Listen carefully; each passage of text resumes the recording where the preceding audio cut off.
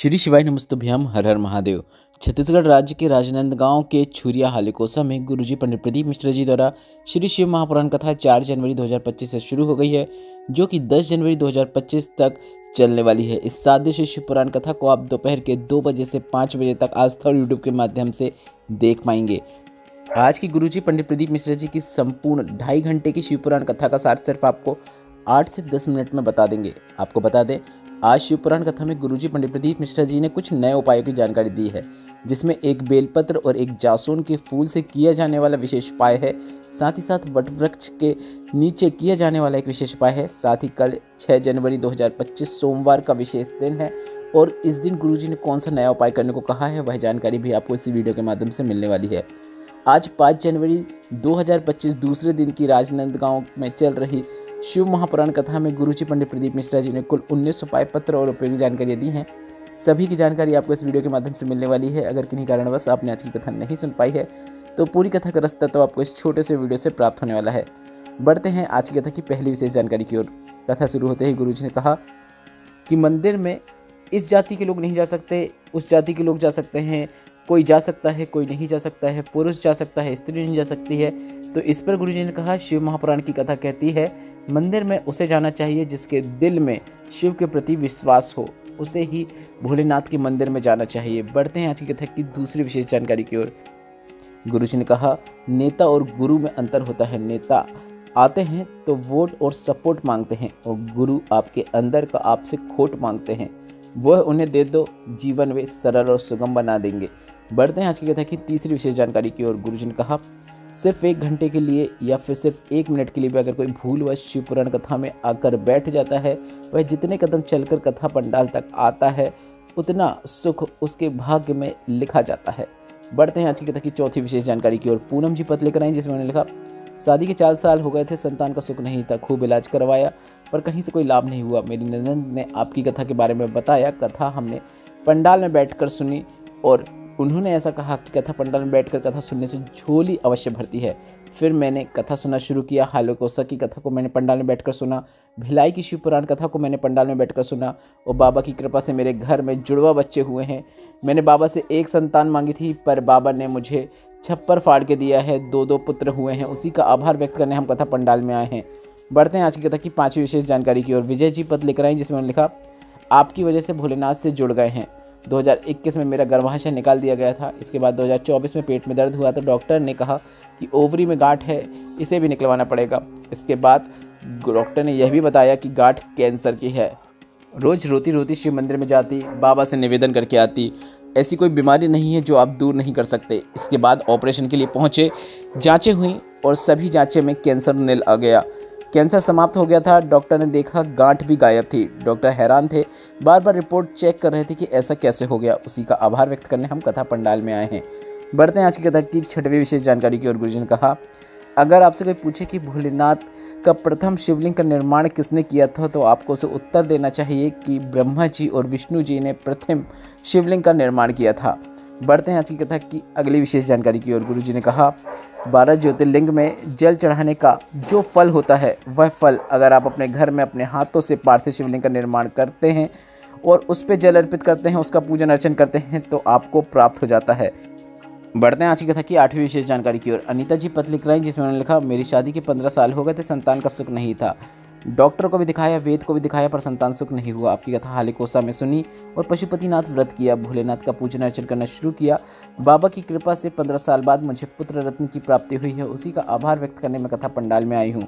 बढ़ते हैं आज की कथा की 9वीं विशेष जानकारी की ओर। गुरुजी ने कहा कि किस किस के पास शिव पुराण है, अगर नहीं है तो आप गीता प्रेस की शिव पुराण कथा लाकर पढ़ सकते हैं।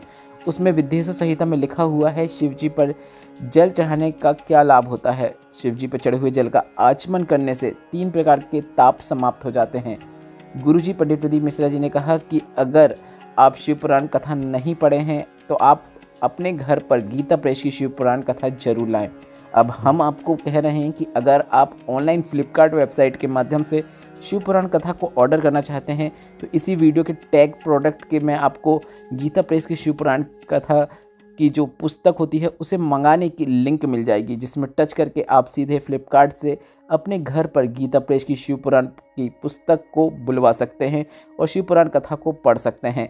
प्रोडक्ट की लिंक आपको, मतलब शिव पुराण कथा की पुस्तक को मंगवाने की लिंक आपको वीडियो में भी दिख रही होगी, जिसमें आप टैग प्रोडक्ट में टच करके देख सकते हैं, या फिर आपको डिस्क्रिप्शन में भी देखने को मिल जाएगी। बढ़ते हैं आज की कथा की 10वीं विशेष जानकारी की ओर। गुरुजी ने कहा, शंकर भगवान पर चढ़े हुए प्रसाद को खाना तो दूर की बात है, मात्र अगर आप उस प्रसाद का दर्शन भी कर लेते हैं तो आपको अश्वमेघ यज्ञ का फल मिलना शुरू हो जाता है। और शंकर के प्रसाद को खाने में आपको 1 मिनट की भी देरी नहीं करना चाहिए। जितना जल्दी खाओगे उतना जल्दी आपके जीवन के दुख, तकलीफ और कष्ट दूर होना शुरू हो जाते हैं। बढ़ते हैं आज की कथा की 11वीं विशेष जानकारी की ओर। कविता ठाकरे जी पत्र लेकर आई, जिसमें उन्होंने लिखा, जीवन में बहुत दुख, तकलीफ, कष्ट था। मेरी पड़ोसन ने मुझे पशुपतिनाथ व्रत करने को कहा। मेरे बेटे की नौकरी नहीं लग रही थी। मैंने मेरे बेटे से मेहनत में अधिकता करने को कहा और पढ़ाई को 4 गुना अधिक करने को कहा। बेलपत्र की बीच वाली पत्ती में शहद लगाकर उस बेलपत्र को शिवलिंग पर चिपकाने को कहा। बेटा ने ऐसा ही करा और बाबा की कृपा से मेरे बेटे की महाराष्ट्र पुलिस में नौकरी लग गई है। उसी का आभार व्यक्त करने में कथा पंडाल में आई हूँ। बढ़ते हैं आज की कथा की 12वीं विशेष जानकारी की ओर। गुरुजी ने कहा, अगर बेटा या बेटी नवयुवक जो कि किसी कार्य को शुरू करना चाहते हैं, या फिर एजुकेशन की फील्ड में आगे बढ़ना चाहते हैं, या फिर कंपटीशन एग्ज़ाम में बैठ रहे हैं, किसी भी क्षेत्र में सफलता प्राप्त करना चाहते हैं, जीवन में उन्नति प्राप्त करना चाहते हैं, तो उन्हें एक नया उपाय करना है। आज की शिव पुराण कथा में बताया गया, गुरुजी के पंडित प्रदीप मिश्रा जी का बताया, यह एक विशेष उपाय है जिसे कब करना है, कैसे करना है, ध्यान से समझिएगा। गुरुजी ने सबसे पहले तो यह कहा कि आपको पढ़ाई में 4 गुना अधिक मेहनत करना है, 4 गुना अधिक अपनी पढ़ाई को बढ़ा लेना है।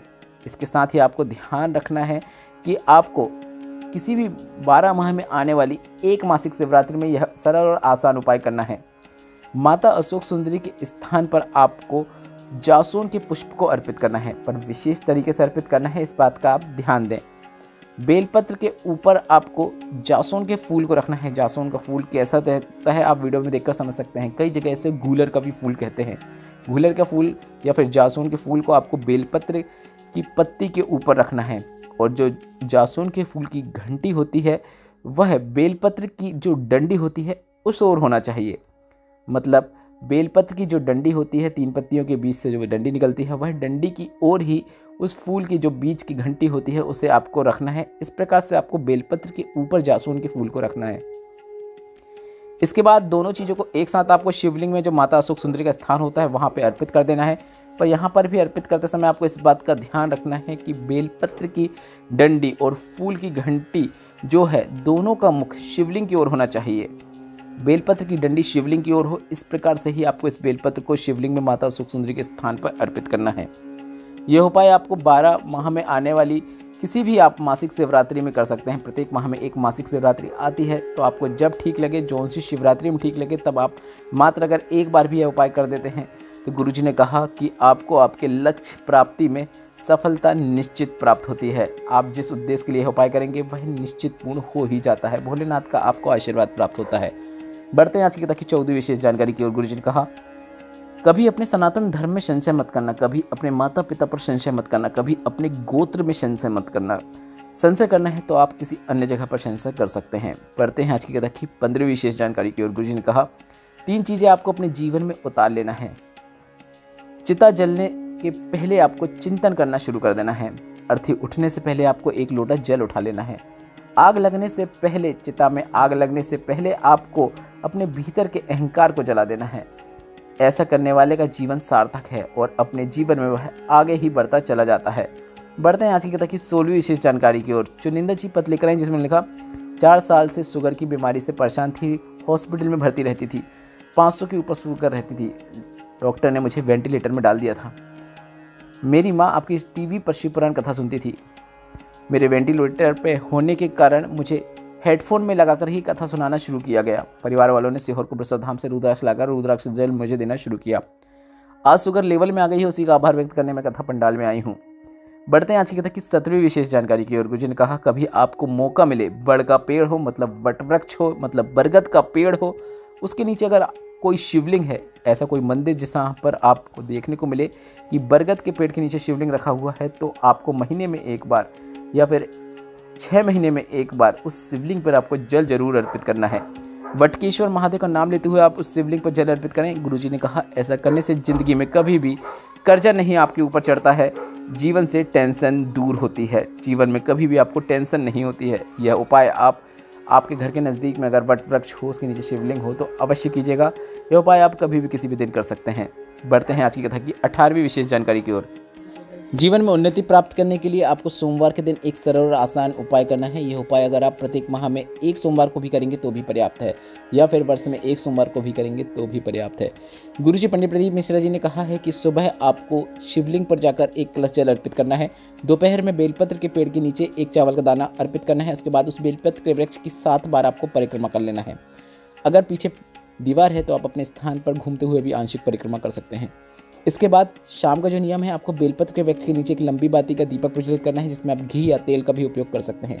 और शाम के समय ही आपको भोलेनाथ के मंदिर में एक गोल बाती का दीपक प्रज्वलित करना है, इसमें भी आप घी या तेल का उपयोग कर सकते हैं। शाम का समय मतलब प्रदोष काल का रहेगा। बस इतना ही करना है। सुबह दोपहर शाम का यह सोमवार का नियम है, जिसे आपको बार बार करने की आवश्यकता नहीं है। महीने में एक बार या फिर 6 महीने में एक बार या फिर वर्ष में एक बार भी करेंगे तो भी पर्याप्त है। आपको आपके जीवन में उन्नति देखने को मिलती है, आपके अटके हुए कार्य पूर्ण होते हैं और जीवन में आपको हमेशा अग्रसर ही मतलब आगे ही आप बढ़ते चले जाते हैं। गुरुजी पंडित प्रदीप मिश्रा जी को बताया यह उपाय करके आप अपने घर के सभी सदस्यों को उसका लाभ पहुंचा सकते हैं। बढ़ते हैं आज की कथा की 19वीं और अंतिम जानकारी की ओर। गुरुजी पंडित प्रदीप मिश्रा जी की आगामी शिव पुराण कथाओं की जानकारी इस प्रकार है। 16 से 22 जनवरी 2025 तक सूरत गुजरात में शिव पुराण कथा होगी। 24 से 30 जनवरी 2025 तक साकरी महाराष्ट्र में शिव पुराण कथा होगी। 1 से 7 फरवरी 2025 तक कांकेर छत्तीसगढ़ में शिव पुराण कथा होगी। 10 से 16 फरवरी 2025 तक प्रयागराज सेक्टर नंबर 21 पीपा पुल 1 सतुआ बाबा शिविर में शिव पुराण कथा होगी। 17 से 23 फरवरी 2025 तक तारा बाबा की कुटिया सिरसा हरियाणा में शिव पुराण कथा होगी। 25 फरवरी से 3 मार्च 2025 तक रुद्राक्ष महोत्सव सीहोर कुबेरेश्वर धाम में होगा। इसके साथ ही साथ शिव पुराण कथा भी होगी, रुद्राक्ष भी अभिमंत्रित किए जाएंगे। वीडियो में बताई गई जानकारी से संबंधित आपके मन में कोई प्रश्न हो तो वे प्रश्न आप कमेंट बॉक्स के जरिए पूछ सकते हैं। मेरे द्वारा दी गई जानकारी अगर आपको थोड़ी सी भी उपयोगी लगी हो तो इस वीडियो को लाइक करके कमेंट बॉक्स में श्री शिवाय नमस्तुभ्यम या फिर हर हर महादेव अवश्य टाइप कीजिएगा। व्हाट्सएप में जुड़ना चाहते हैं तो व्हाट्सएप चैनल की लिंक मैंने कमेंट बॉक्स में पिन कर दी है, जिसमें टच करके आप हमें व्हाट्सएप में फॉलो कर सकते हैं, जो कि बिल्कुल फ्री है। श्री शिवाय नमस्तुभ्यम, हर हर महादेव।